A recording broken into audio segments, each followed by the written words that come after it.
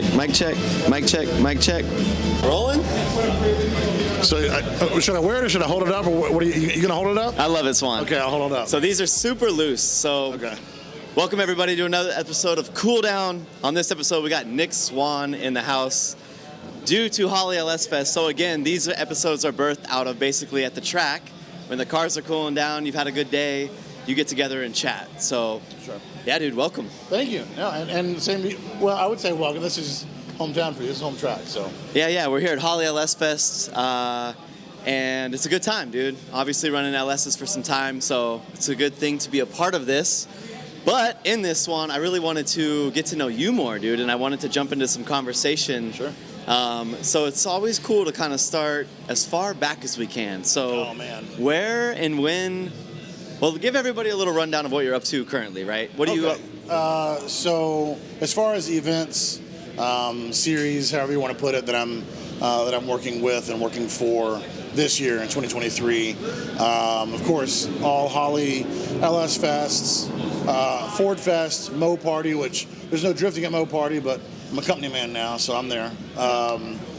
Did a drift demo for the NMRA down in Orlando at OSW. Was my first event of the year. One of the coolest things, one of the things I'm most excited about this year, and you were there with me last weekend, LZ's World Tour, which is sick. Congrats on your trip, by the way. It's super dope. Hoping to join you guys in Ireland for that one.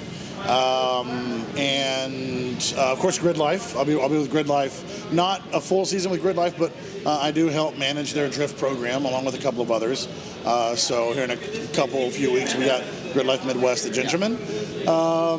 So let me back up real quick. So basically, for everybody watching, like as a driver, when Swan is running Grid, it brings a lot of confidence to us because he is watching over the entire run of show and allowing us to leave the line and focus on our actual drift runs. So what I mean by this is when Swan's on Grid, whether he's sending us off on the LZ World Tour or he's sending us off here at Holly LS Fest, I have a lot of confidence behind that when you are running the track. So you know the track's clear, you know it's safe, like that, and that's the thing is like, and no disrespect, no slander towards anybody else that does run Grid. Like, it can be a simple job, it can be a complicated job, and I haven't chosen to complicate it. I've done it for so long that I've kind of like compartmentalized a lot of things, and because I've got a bleeding heart for like the drivers, and having that fun at events, and I think success comes from like safety, awareness, and things like that. I want to check those boxes so y'all don't have to, right? So with that, quick overview there, but still, let's dive into the origin of. So for example, were you always into cars? Was it a dream to actually like run events and be a part of these things? How did you get started? Like where was Baby Swan coming up and what were you up to? Man, I mean, of course, I grew up around it. My dad, I would say, for sure, a gearhead, hobbyist, right? Never really had like any like hot rods around the house. Grew up just going to like local car shows or stuff like that with him. And honestly, one of the most memorable, one of the most notable experiences for me was back in like, I want to say it was like 01, 02. I'm going to totally show my age here. In high school, but my dad, and this predates internet, so it's not like we could like we weren't seeing like promo flyers and stuff. Like my dad saw it was like a commercial during a race or somewhere he picked up on. Being born and raised in Nashville, Road Atlanta was 4 hours from us. I see. He picked up on American Le Mans Series, which was the American Le Mans Series, Petite Le Mans at Road Atlanta in the fall. And I was a huge sports car fan, growing up playing Gran Turismo and stuff, like huge sports car racing fan. And he's like, hey, let's go check this out. And I go, okay, we've never been to something like this. I don't know what to expect. Like, are we going to sit in the stands for 10 hours or 1,000 miles? Or are we going to be like out and about? And he goes, no, dude, like I looked into it. We're going to camp. We're going to do this and that. And I go, all right. And I got there. We all want to be a race car driver. If we like cars growing up, we want to be a race car driver. Facts. I get there. And it clicked. I go, I would still love to drive, but like, I just want to be involved. Yeah. I want to be involved. And almost at that moment, I was like, I just want to be a provider. I want to be a facilitator. I just want to be a part of something. So that was, like I said, it was like '01. Actually, it was like '01, '02. We went for 2 or 3 years. Well, so then, you know, you're younger, you fall in love with it, dad takes you to the track, you want to get involved. What was kind of your breakout moment were you sweeping the floor in the beginning? Like, how did you get involved? For sure. And so, like I said, that's early 2000s. And, you know, as we all know, FD hits US in '04. I mean, there was stuff out west, but hits US, FD, '04. I'm there round 1, season 1, rode Atlanta again. And that's where this passion for drifting really started to develop. Was a fan before, like we all were. And it clicked. I go, I want to be involved. A few years later, living in Indianapolis for a completely unrelated job, was a street over from the office I worked in. Met a dude one day in a S15 front S13 hatch. I had an S13 coupe. I needed some parts. I literally, like, psychopathically, like, U-turned and followed him, chased him down. Like, that's my guy. That's my guy. I got to link up with this dude. Followed him to the garage that he shared with a couple other guys. Turns out to be Edgar Sarmiento, T.R. Scrivener, Aaron Bledsoe of Drift Indy. This was '08, '09. And again, just like, hey, sorry to be a weirdo. And we connected, and we all kind of had that hobby. And they were like, hey, in a few weeks, we do events, we do clinics. I was like, I'll come check it out. And the night before, I go, hey, if y'all need help, just let me know so I can, like, wear, like, comfortable stuff. Show up the next day, small town, local, little oval, very kind of beach bendy, honestly. Okay. And everybody kind of has their reign, and okay, well, I said, well, I'll stand next to the track. You let me know when you want me to send the next car. And it was it. It clicked. Dang. Literally, it was that day. Dang. I didn't go through what do I want to do, right. And I wasn't like I just want to kind of dabble. I did that. It was cool. I got to see every car. I got to talk to every driver. I got to see every lap. Besides being a judge, where you get to see all that from the AC sometimes. Right. I'm on my feet, but I was at the same time, I'm in it. You're smelling the fuel. I'm in it. And then it got to a point where I was like, what's happening on track or what isn't happening on track, I'm a part of that. So I was like, I'm going to own this. I'm going to build it out. I'm going to make it mine. And thankfully, I met a lot of great people along the way. Really pushed myself to put myself in front of the right people at the right time and the right places. And right. You know, it's not a get rich quick thing. It's not even a get rich thing. Right. It's but for the longest time I was like, if I can just break even, cover the trip, whatever, I'll do it. Yeah. And it was, and it still is a lot of hard work. But again, met just like you, a lot of. I was just telling Pat my first story of meeting you. We were in Jersey, and all these things stand out to me. And I've told you before, and a lot of other drivers before. I was a friend. I was a fan. Still am a fan. Right. I've got like the ultimate fan experience when I'm out there with you guys. Yeah. So there's nowhere else I'd rather be, and that's why I put so much of myself into it. I mean, that makes sense. You know, it's like you can see something, you know you love it, you want to get involved in it, and then naturally it just comes and it works out because it was meant to be. Right. You know, so again, we're out here. It's loud. Yeah, that's LS. LS is everywhere. That's LS Fest. But yeah, that's really cool. So then, so let's imagine, you know, you're able to start getting involved with Drift Indy and you're starting to kind of find your groove. Maybe I'm making a few things up here, but maybe you click off a few years. Like, then you build up this stride to be the man you are today. So, like, how was that workflow? Because I know you work with a lot of different entities in drifting now. You know, when did you start getting opportunities outside of Drift Indy, or how did that progression play out? Drift Indy and what came to be the Midwest Drift Union was a lot of that, because Midwest Drift Union was FD Pro-Am, and that kind of opened the door, or like kind of like provided the platform to get into FD, where I sought out, you know, the opportunities to, you know, put faces and names together, introduce myself, and a lot of drivers started to show up to these big events we were running. And just along the way, these drivers that might not have been local to us, they would pop in for a no-start bash or an MDU round or a season if they were trying to earn a license. And it's very flattering. They're like, we love the way you operate. Yeah. And my name got thrown into some hats. I mean, even with Grid Life, and I mean, this was back in 2015, but, you know, my recollection is, you know, Chris Stewart was like, he didn't know me. Chris Stewart doesn't come from drifting. He knew he wanted to build out Grid Life Drift. Yeah. And fortunately, and I don't know who, I was the guy. I was Yeah. the name. He sought me out at SEMA in 15. He goes, "You're the only guy that people keep telling me about. I got to have you." Well, and it reminds me too of like, you know, in the drift industry, it's like everybody is excited about it, and you watch maybe guys come and go. But at the same time, for somebody who isn't driving, you know, you're not getting necessarily those thrills out of the sport, and to still love and care for it as much as you do, it's rare. You know, I think a lot of times if, you know, maybe guys are running the event, it's because they're drivers themselves, and then they pop in and out of that kind of, you know, they want to drift, but then they want to help run a race. So like you're strictly just operations, flow of event, flow of traffic, like. Yeah, majority. But like at the same time, like with my background with Fortunato for years and currently still, and now with Holly, and you know, being in the position that I'm in as part of the coordination team, and being able to kind of like set up activations and partnerships, whether it's driver to brand or brand to brand or whatever the case may be. Like you have a good event, you have a good lap, you have a good session, whatever that pumps you up. You drive harder, you drive better. You leave that event, you're pumped. Like that's what you strive for. Yeah. Same. Yeah. You know, same for me.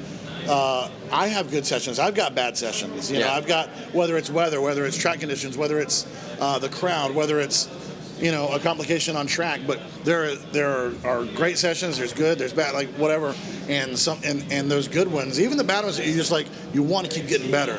Well, so speaking on that, then, with all of your exposure of all of the back end of drifting events and how they're running, I'll use an example of something I'm thinking of, which would be like, you know, 2013, as soon as the race is over, like the beers are cracking, Forsberg, Vaughn, like the community of the drivers is just like on fire. Everyone loves each other, there's banter, you know, and then I can walk into 16, 17, 18, 19, where things felt a little bit tighter, a little bit more strict, if you will. Everyone kind of kept their own information closer to their chest, let's say.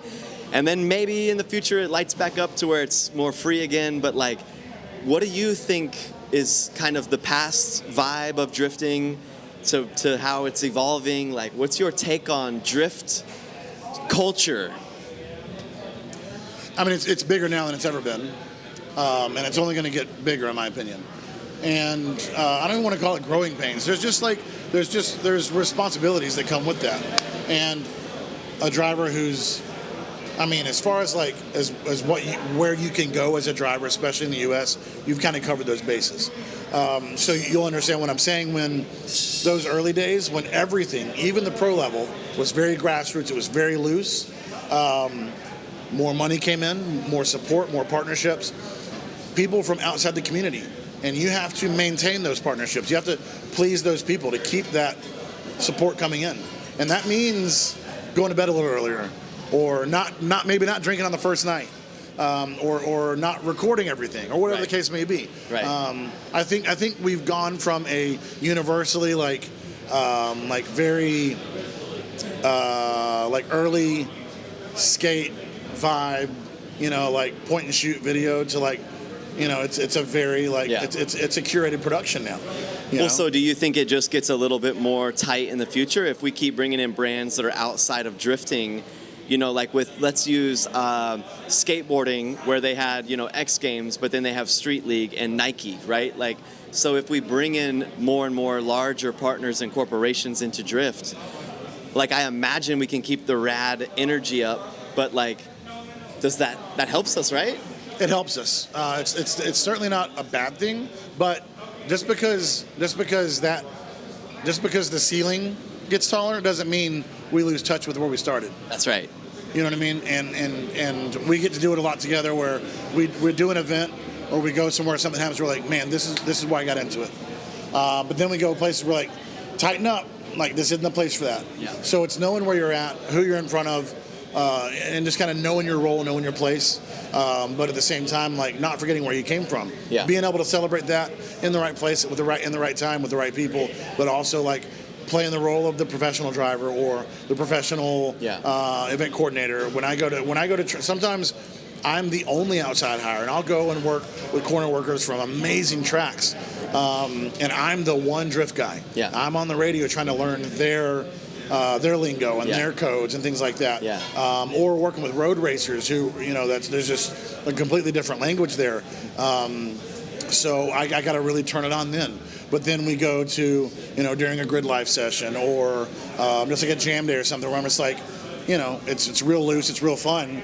And that's the sickest thing about, I think, the position that you're in as a driver, the position that I'm in, kind of like this universal, like, maybe not master it all, but certainly do it all. Yeah. And we can tap into those like modes. Yeah, that's cool. That's cool. So let's think about again with your experience. So if I'm a young kid at home watching this or listening to this, and me and Dad are loading up the open bed trailer and we're headed to the track, do you have any advice as far as maybe either don't forget stuff, safety stuff? Like, do you have any feedback on or tips for someone going to the track and may not know exactly what to expect? Anything you got on your mind? Yeah, absolutely. I mean, I've always been against the whole don't meet your heroes thing. Meet them and pick their brains. Ask them the questions. It's cool to find that driver, that team, that crew chief, that whoever, and say that's what I want, right? And kind of form your kind of pursue that path similar to theirs. You have that point of reference. Ask the questions. I remember Forsberg. He would tell me that too. Yeah. He would say, "I'm not utilizing the people around me enough." When I was younger, right? Because I just wanted to build it up myself. I was like, I got this, I'll figure it out, I'll follow my face, I'll figure it out. And I remember them being you like, don't have to. They were like, we'd love to help you, like just ask us to help. And so shout out to Nick's point there. It's like, if you're headed to the track and there's going to be a fair amount of seasoned drivers there, then like lean into them, say hi, kick it with them, try to figure out if they have any advice for you. I think getting to know the industry, which is a smaller industry in drift. In the grand scheme of things, yeah. Yeah, but getting to know them is a big thing too. Yeah. So what about for like actual like track safety stuff? Like if you're going to go to a grassroots drift event. This is so funny because like I get more positive support than like negative feedback, but like I've become a real dork about it.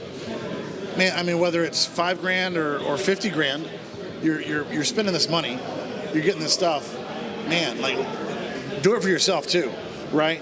Helmets, suits, gloves. Like don't feel like a nerd to show up like fully decked, because it looks a lot cooler than scars or like gnarly like head injuries or whatever the case. And it feels cool too. And it feels cool. Gosh, thank you. Suiting up, dude. Hans on. Dress for the job you want. Exactly. Right? You get it. You get in the car, or you see that first photo. You're like, that's the look. Well, see, and that's kind of the waves of drifting I was talking about. Like when I was younger, if I showed up at a track, I mean, I had to have a racing suit.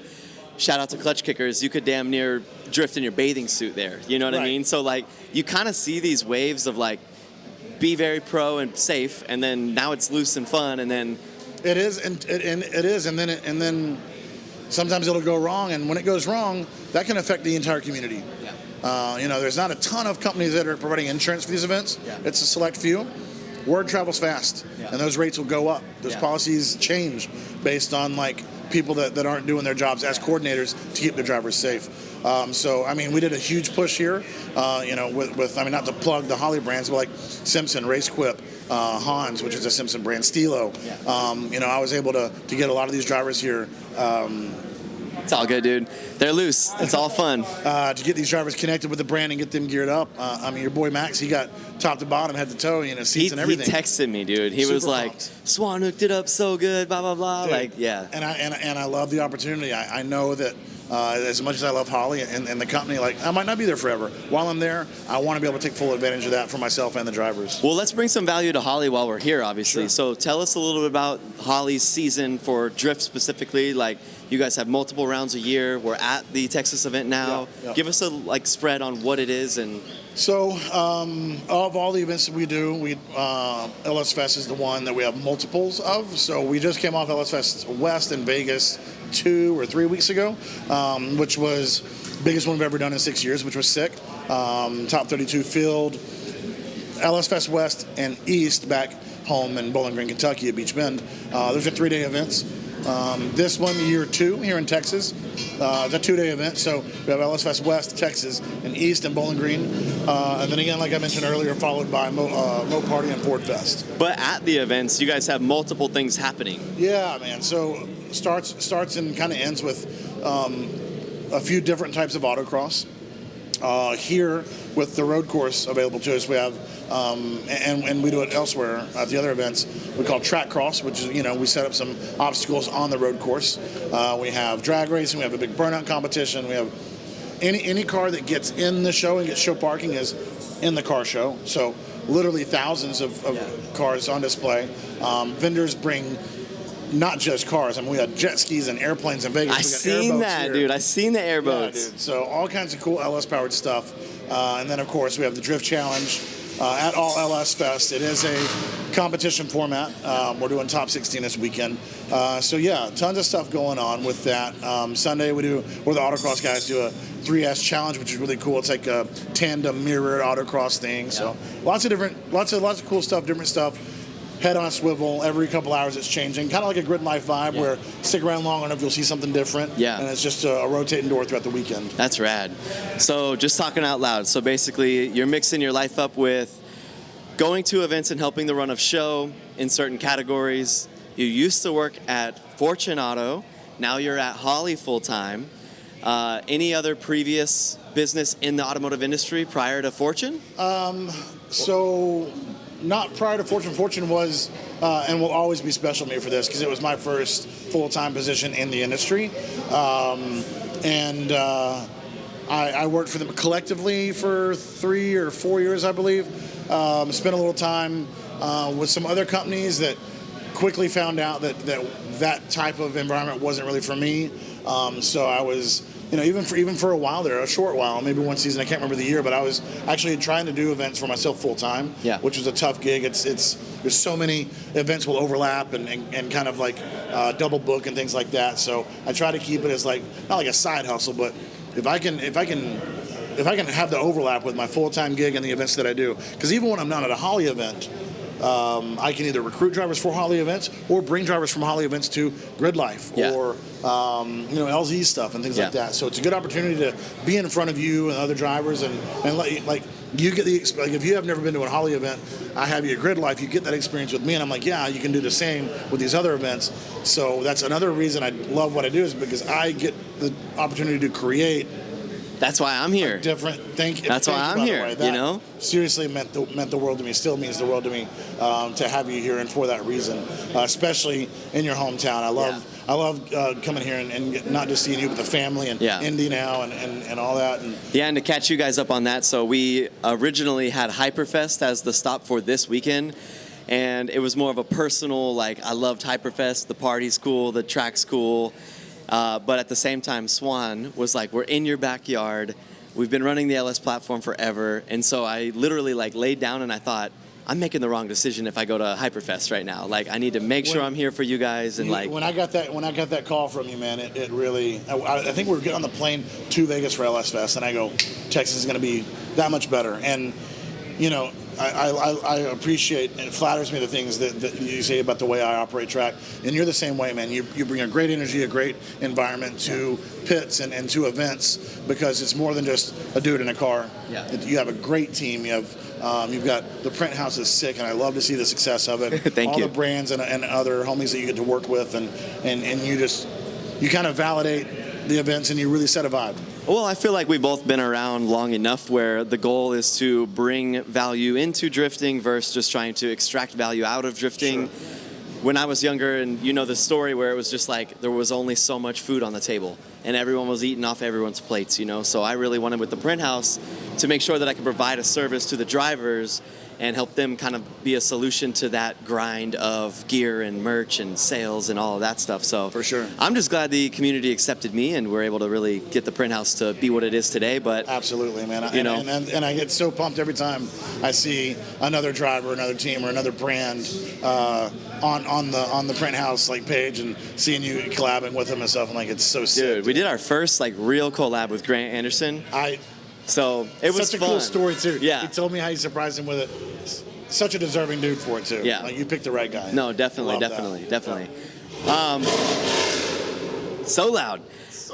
Cool. Well, yeah, thanks for hanging. And then anything else you want to try to bring value to? Can you think of any topics that maybe stand out? Man, I mean, I really covered, the events and the brands and that we work with. I'm just, again, thanks for having me on and always making me a part of the events that you attend. And I never feel like I'm coming into this from like a managerial standpoint. You and I never converse like it's like customer to provider. You and I are always working together at the events that we do, and I think that's why I always have so much fun, because the production value just soars. Well, let's end it on this. So some guys have a vision for their future. Some guys are riding the wave and kind of just rolling with the opportunities that come to them. Like, where's Nick Swann in 5 years? Like, do you have a vision of where you're headed in the drift market, or? I do. And honestly, man, it's an easy answer, and it's more. I want more, man. I always want more. I don't want to not want more. Whether it's more like a quantity, whether it's or quality, I want more. I want more drivers. I can't wait to meet the new drivers. Yeah. I can't wait to keep progressing with the old drivers. And when you see the young kids coming up, dude, it's like really so pumped, man, because you see the opportunity. Yeah. I can't wait for new events. Like I said, with you and I doing LZ's round one of his World Tour last season, last weekend, we're a part of something special, man. That was epic. Epic. Such a good weekend, just top to bottom, beginning to end. Such a good event. And that's what I want. 5 years, 10 years, 5 weeks from now, I want more of that. Yeah, and there's definitely those XDC days where I have memories that are just ingrained in my brain, and I do feel that that LZ World Tour moment was one of those I'll look back on and be like, damn, I won that thing, and we were a part of that from the beginning. Same. So, well, look, we're at Holly LS Fest. Nick's still working. So thanks for sitting down, chatting with us. Just wanted to bring some value and let people know what you're up to and pick your brain. For sure, dude. Thank you so much. All right, Tito. It's on you, dude. Appreciate it. Cut.